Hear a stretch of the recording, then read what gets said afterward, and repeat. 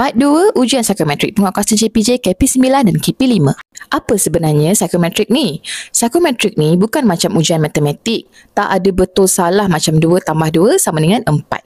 Tapi ada jawapan sesuai atau tak sesuai dengan tugas jawatan yang anda mohon. Untuk jawatan KP9 dan KP5, antara nilai yang diuji adalah ketegasan, integriti, tahan tekanan dan mampu buat keputusan dengan objektif.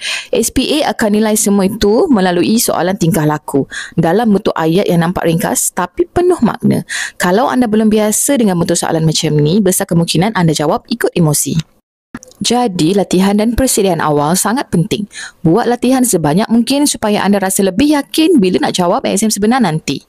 Nak buat banyak latih to be, anda boleh dapatkan rujukan ujian psikometrik khas penguatkuasa KP9 dan KP5 di link di bio kami. Ada nota-nota, ada 200 hingga 800 contoh soalan berserta cadangan jawapan dan penerangannya.